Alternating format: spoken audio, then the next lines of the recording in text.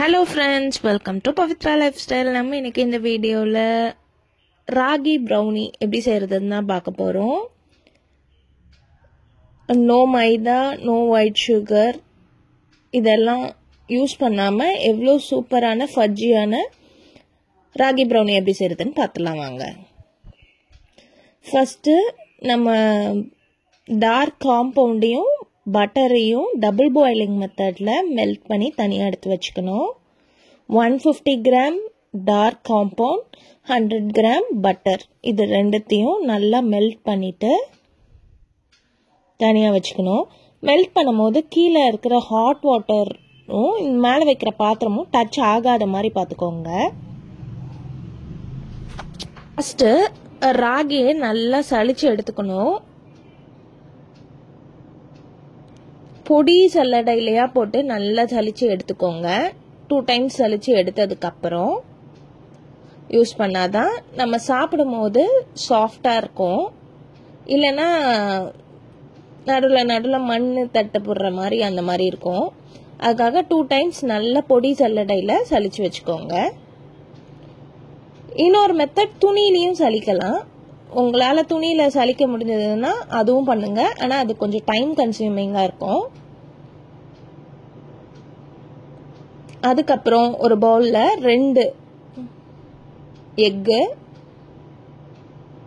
Vanilla essence 1/2 teaspoon, கொஞ்சமாக salt. Vanilla essence வீடியோவில் cover ஆகலை, ஆனால் நீங்கள் ஊற்றிக்கோங்க 1/2 டீஸ்பூன்.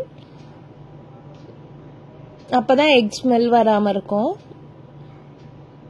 இது எல்லாத்தையும் போட்டு நல்லா மிக்ஸ் பண்ணி விட்டுருங்க. பீட்டர் இருக்கணும்னு அவசியம் இல்லை, விஸ்க் வச்சு நீங்கள் பண்ணிங்கனாலே நல்லா வந்துடும். அதுக்கப்புறம் 150 கிராம் ப்ரௌன் சுகர் யூஸ் பண்ணியிருக்கேன்.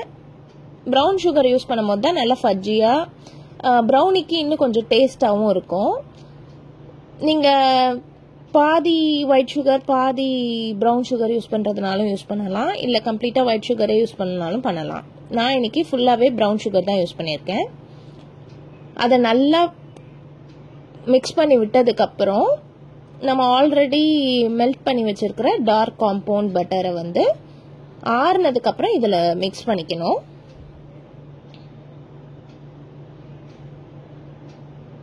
இதை நல்லா மிக்ஸ் பண்ணதும் நம்ம சலிச்சு வச்சிருக்கிற ராகி பவுடர் நான் ஆட் பண்ணும் போதும் 1 டைம் சும்மா சலிச்சு ஆட் பண்ணிக்கிறேன்.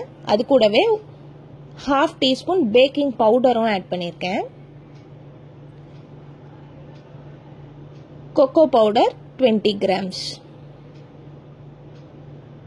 எல்லாத்தோட மெஷர்மெண்ட்டையும் நான் டிஸ்கிரிப்ஷனில் ஆட் பண்ணுறேன், வேணுன்றவங்க செக் பண்ணி பாருங்கள். இதுக்கு முன்னாடி நம்ம வீடியோவில் நார்மல் ப்ரௌனி மைதா மாவு யூஸ் பண்ணி எப்படி செய்யறதுன்ற வீடியோ போட்டிருக்கேன். அதோட வீடியோ லிங்க்கையும் நான் டிஸ்கிரிப்ஷனில் வைக்கிறேன், வேணுன்றவங்க செக் பண்ணி பாருங்க.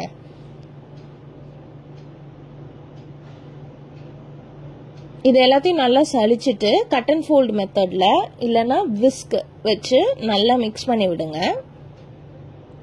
நான் ரெண்டுமே இதில் பண்ணி காமிச்சிருக்கேன் உங்களுக்கு.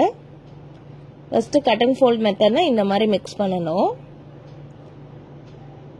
இது மாதிரி எனக்கு பண்ண வரல அப்படின்றவங்க விஸ்க் யூஸ் பண்ணிக்கலாம்.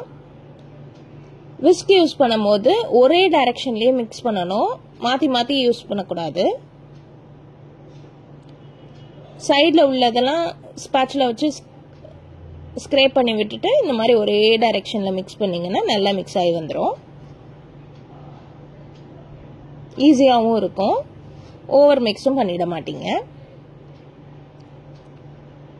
அதுக்கப்புறம் நம்ம 7 inch டின்ல நான் பேக்கிங் பேப்பர் போட்டு வச்சுருக்கேன்.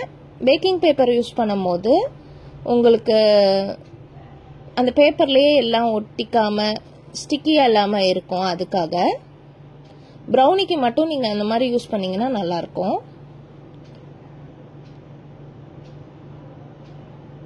இதை நான் டின்னுக்கு மாற்றிட்டு 180 டிகிரி செல்சியஸில் 10 மினிட்ஸ் ப்ரீ ஹீட் பண்ணியிருந்த அவனில் 40 மினிட்ஸ் வச்சு பேக் பண்ணிங்கன்னா உங்களோட டேஸ்டான ராகி ப்ரௌனி ரெடி ஆகிடும்.